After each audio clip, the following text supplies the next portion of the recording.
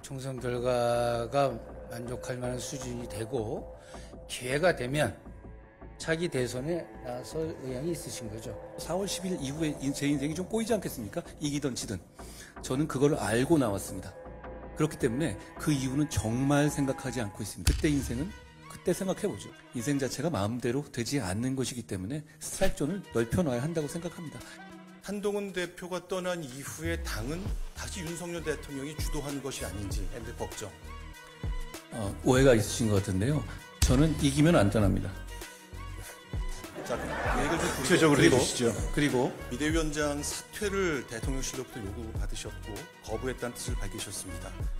그날의 상황도 몹시 궁금하고 아직도 대통령께서는 비대위원장을 그만둬야 된다고 생각하십니까? 아니면 그분 사이에 어떤 대화를 나누셨습니까?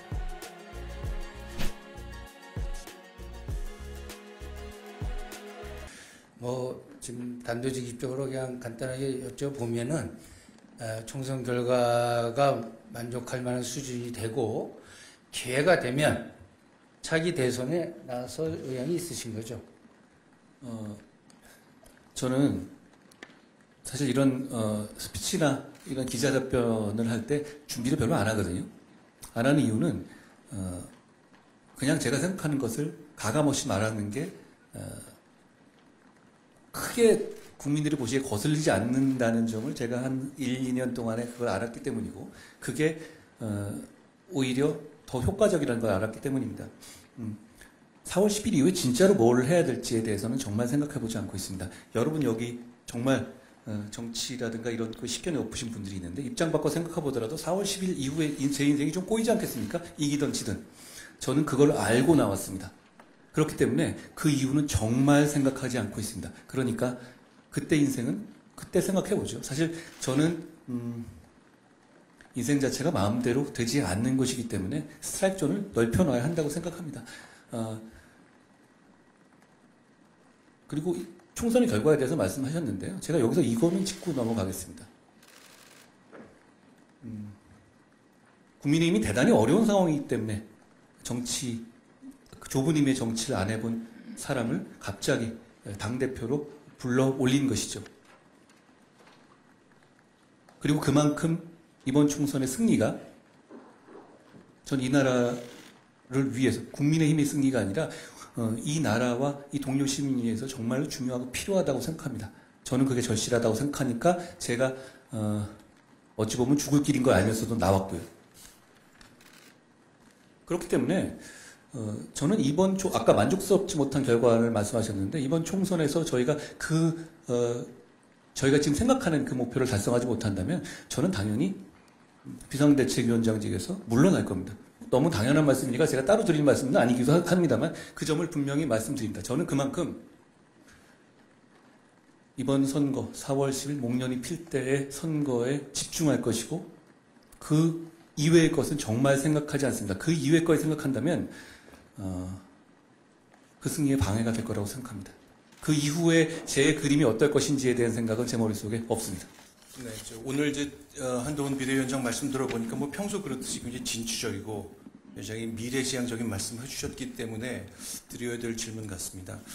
이제 선거가 끝나면 당을 떠날 가능성이 굉장히 높다고 거리를 두겠다는 말씀 주셨는데 선거에서 이기려면 자, 우리가 이번에 국회에서 과반이 돼야 된다. 그게 총선 승리다. 왜냐하면 윤석열 대통령이 하고 싶은 정책을 국회에서 이렇게 법제화해야 되니까 라고 할 때 한동훈 비대위원장의 개인적 인기와 당의 지지율이 괴리가 있는 것 그리고 대통령 국정 수행률이 낮은 것 때문에 한동훈 대표가 떠난 이후에 당은 다시 윤석열 대통령이 주도한 것이 아닌지 걱정. 그리고 윤석열 대통령이 달라지겠다고 강서구청 선거 이후에 말씀하셨지만 그 사인이 구체적으로 없는 가운데 우리가 이겨야 대통령 생각이 잘 구현될 거라고 하는 것에 대한 설명이 좀 추가로 필요할 것 같습니다. 오해가 있으신 것 같은데요. 저는 이기면 안 떠납니다. 자, 그럼 그 얘기를 좀 구체적으로 해주시죠. 그리고 제가 윤석열 대통령이 하시는 정책을 하기 위해서 이겨야 한다? 꼭 그것만을 말씀드리는 것도 아닙니다. 지금 이 정부는 단 한 명이 이끄는 정부가 아니에요. 우리 당, 집권당, 그리고 많은 강요들, 그리고 많은 지지자들이 이끄는 정당입니다. 그 정치를 구현하겠다는 것이지 어떤 개인의 뜻을 구현하기 위해서 우리가 이겨줘야 된다는 취지는 전혀 아닙니다. 그 말씀을 먼저 드리고요. 지금 우리가 하고 있는 여러 가지 좋은 정책들이 사실 있어요. 물론 비판하실 점도 있다는 점을 말씀드리고, 그리고 제가 귀책 사유가 있는 경우에 재보궐선거에 대해서 공천하지 않겠다는 방식을 정했고, 저는 이미 그걸 실천하고 있습니다. 그게 변화라고 보실 수 있을 것 같고요. 그리고 앞으로 국민들께서 불편하시고, 저는 국민들의 눈치를 굉장히 볼 겁니다. 국민들께서 비판하시고, 합리적인 비판하시고, 뭔가 이건 아닌데라고 하시면, 저는 그때 반응하는 정치, 그리고 반응하는 정당을 만들 겁니다. 저는 그게 우리가 이기는 길이라고 생각하고요. 그리고 그게 우리가 지금까지 부족하다고 국민들께서 생각하셨던 점을 보완하는 거라고 생각합니다. 다시 한번 말씀드리면 누구 하나의 생각을 하기 위해 구현하기 위해서 정치를 하는 건 아니죠. 우리 정치 세력은 하나의 방향, 그러니까 자유와 경쟁을 장려하면서도 약자를 보호하고 룰을 지키게 하겠다는 어떤 기본적인 자유민주주의 체제 생각을 구현하는 정당이고, 그 과정에서 필요한 정책을 현실화하겠다는 것이지, 그런 면을 말씀드립니다. 그러니까 우리가 바뀐 상태에서 이겼다? 그럼 국민들께서 바뀐 우리를 선택해 주신 거잖아요. 그럼 우리의 바뀐 정책을 진취적이고 적극적으로 실천할 토대가 생기는 것이고, 저는 그렇게 되기를 정말로 기대합니다.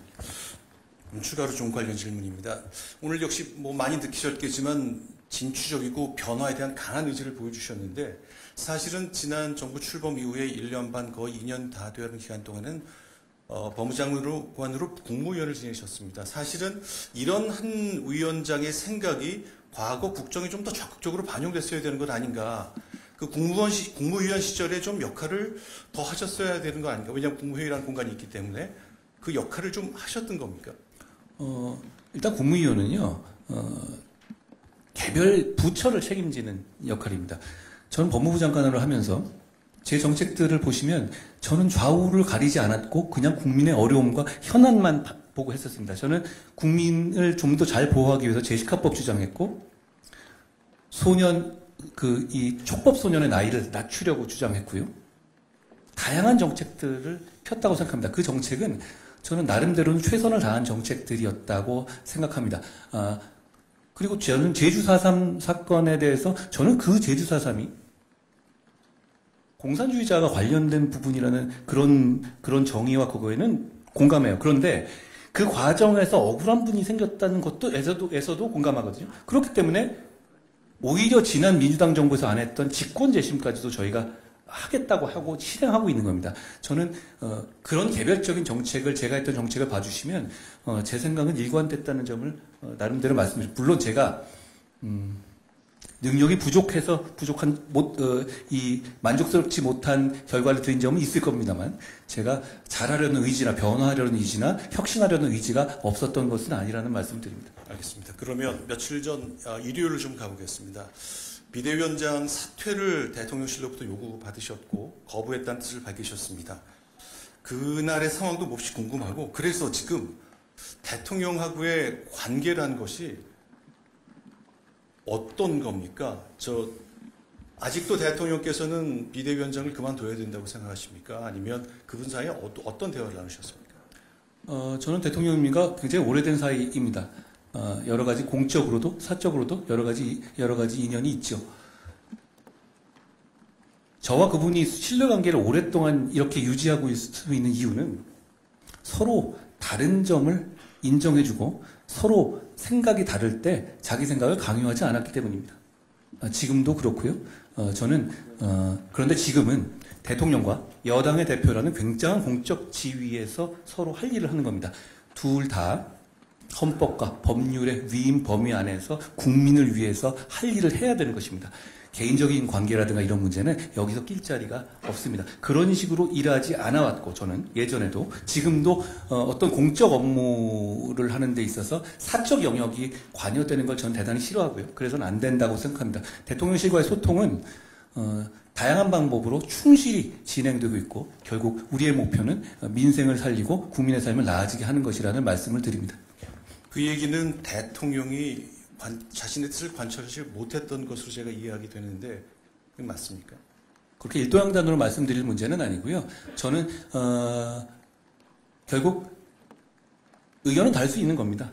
의견은 다를 수 있는 것이고 그게 의견을 가지고 충분히 설명하고 소통할 수 있는 이 관계가 되면 되는 것인데요. 저는 대통령과 제가 충분히 그런 관계라고 생각합니다. 네, 아주 좀 민감한 재미난 흥미 있는 그런 주제에 들어가면서 열기가 좀 올라가고 있습니다. 그리고 황준범 의원 뭐 보충 질문 있으시면 해주시죠. 말씀하신 대로 대통령과 또 여당 대표 의견 다를 수 있죠. 그런데 알려지기로 대통령은 비서실장을 통해서 한동훈 위원장 사퇴를 요구했고, 그리고 한 위원장은 스스로 기자들한테 명확하게 말씀하셨죠. 사퇴 요구를 거부했다라고 말씀하셨어요.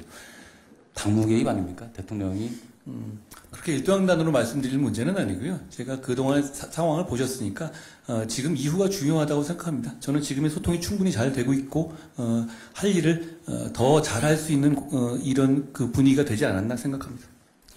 이제 당청 관계, 그러니까 지금은 당 대통령실 관계일 텐데요. 이게 이제 한국 정치에서 계속 논란거리고 참 논쟁이 됩니다. 평소에 생각해 오신 그 당과 대통령실의 관계는 이상적인 게 어떤 모습입니까? 먼저 이 말씀을 드리겠습니다. 국민의힘은 소수당이잖아요. 그러니까 대통령을 대신 대통령을 보유한 집권 여당이죠. 여당과 대통령이 상호 협력을 할 때 국민위할 정치를 할 수 있고 시너지를 낼 수 있다고 생각합니다. 그 부분이 대단히 중요한 것이죠. 그렇지만 제가 누누이 얘기하지만 저는 일종의 어떤 외명적으로 보면 수평이냐 아니면 수직이냐, 저는 이런 표현에는 좀 동의하지는 않는데요. 굉장히 중요한 공적 영역에서 일을 하는 사람들은 각자 헌법과 법률의 범위 내에서 선의를 가지고 일하면 되는 거라고 생각합니다. 저는 지금뿐만 아니라 과거 수십 년간 제가 공직에 있으면서도 저는 그 원칙을 지켜왔다고 생각합니다. 그러니까 제가 조금 다른 얘기일지 모르지만 저를 굉장히 비판하고 싫어하는 사람들도 제가 공직에 있을 때 가혹했다라고 비판할 수 있을지 몰라도 제가 공정하지 않았다거나 누구 편을 들었다든가 누구 소위 말하면 백을 들어줬다, 이런 얘기는 아마 하는 분을 못 봤습니다. 저는 왜 그러냐면 저는 그런 적이 정말 단 한 번도 없기 때문입니다. 저는 공적 일을 수행하는 사람의 마인드는 공공선을 취한다는 어떤 기본적인 이 지점을 농구에서 말하는 피벗처럼 한 발을 딛고 헌법과 법률과에 따른 절차에 따라서 할 일을 하면 된다고 생각합니다. 그 영역에서 저는 충분히 지금 대통령실과 앞으로도 그렇게 최선을 다해서 국민을 위해서 일할 수 있다고 생각합니다. 근데 이런 거잖아요. 생각이 다를 수 있죠. 근데 생각이 다를 때 한쪽의 생각이 무조건 지배하는 관계가 안 좋은 관계잖아요. 오히려 그렇지 않을 수 있다는 것을 국민들께서 보신 것 아닙니까? 저는 그런 면에서 더 건강한 관계로 우리는 발전할 것이다 라는 말씀을 드립니다. 그리고 다시 말씀드리지만 대통령과 정부 여당은 국민의 민생 그리고 나라의 안전, 우리의 임무를 수행하는 데 있어서는 굉장한 시너지를 내면서 상호 협력해야 하는 겁니다. 저희는 지금 대통령실과 우리 국민의힘은 그런 시너지를 내기 위한 최상의 관계다라고 저는 생각합니다.